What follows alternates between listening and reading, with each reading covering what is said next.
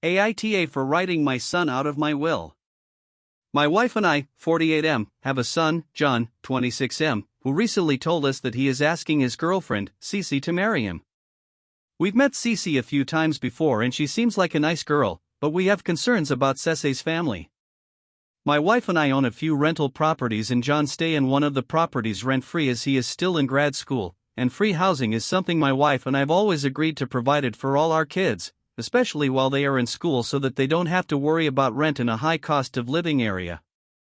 The concern with Cece's family comes from having met the family a couple times before. They seems inappropriately interested in my wife and I's finances, and Cece's mother, from what I've heard from my other kids and a little from John, is close to retirement, has no savings or plans set up for retirement.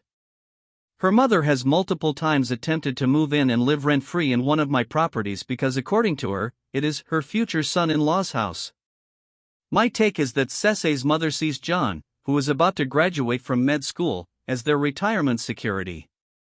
John's my oldest and I've signed a will where he gets a large amount of cash plus the property that Cece's mother was trying to move into. I'm not sure if the mother knows that and that's why she was trying to move in, but John does know about what he is inheriting. My biggest fear is that somehow that family will end up with a piece of the house for whatever reason once I pass. John has a pure heart and always sees the good in people, and I think his future mother-in-law will take advantage of that. When John told me he is getting married to Cece, I requested he signs a prenup to protect his inheritance, and also prenups are advisable in general, but he was vehemently against it.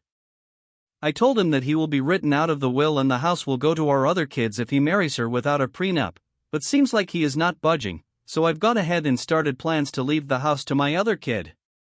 I think I have good reasons to not trust Cece's family and their intentions with my son.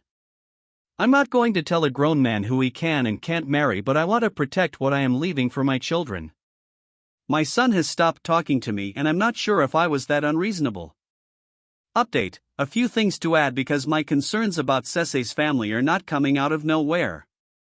We are mostly concerned about the house. My son will still be receiving the huge chunk of cash on the will. He will be getting something, just not the house. Sorry, should have made that more clearer.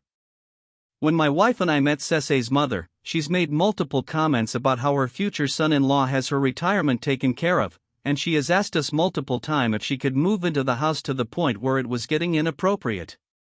Question: if your son wants to care for the mother-in-law, shouldn't that be his business?